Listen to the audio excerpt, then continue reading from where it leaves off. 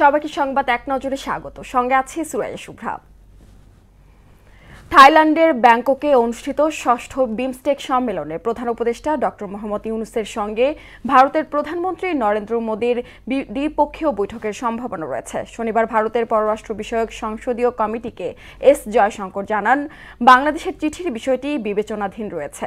আগামী 2 থেকে 4 এপ্রিল বিমস্টেকে প্রধানমন্ত্রী মোদীর যোগদানের সম্ভাবনা রয়েছে।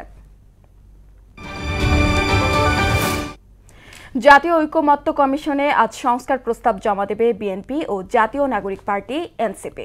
দুপুরের পর প্রস্তাবনা জমা দেবে দল দুটি।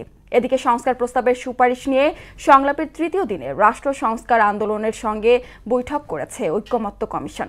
আনুষ্ঠানিক সংলাপ শুরু হয় 20 মার্চ থেকে।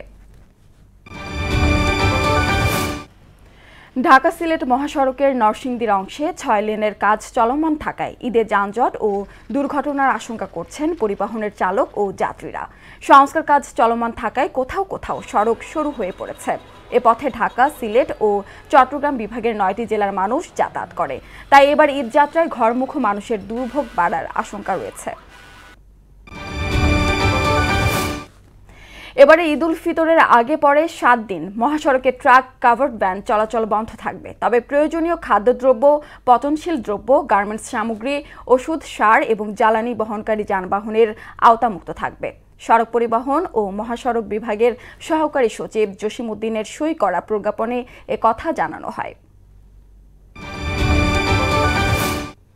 সুন্দরবনের চাঁদপাই রেঞ্জের কলমতেজি এলাকায় লাগা আগুন 95% নিয়ন্ত্রণে এসেছে বলে জানিয়েছে বন বিভাগ। তবে নতুন করে গুলিশাখালী এলাকায় আগুন লাগার খবর পাওয়া গেছে। ভোর থেকে দ্বিতীয় দিনের মতো আগুন নিয়ন্ত্রণে কাজ করছে বন বিভাগ। খাল থেকে ওই এলাকার দূরত্ব বেশি হওয়ায় পানির উৎস পেতে বেগ পেতে হয়। ইসরায়েলি বর্বরতায় গাজায় হামাসের শীর্ষ নেতাসহ আরও 34 ফিলিস্তিনি নিহত হয়েছে। এতে উপত্যকাটিতে 49,750-এর উন্নীত হল প্রাণহানি। এদিকে লেবাননেও হামলা চালিয়ে 7 জনকে হত্যা করেছে নেতানিয়াহু সেনারা। ইউক্রেনের রাজধানী কিয়েভ সহ কয়েকটি শহরে রাশিয়ার ড্রোন হামলায় 5 জন নিহত হয়েছেন। এ ছিল সংবাদ এক নজরে। সবশেষ খবর সবার আগে জানতে মোহনার সাথে থাকুন। এতক্ষণ সঙ্গে থাকার জন্য ধন্যবাদ সবাইকে।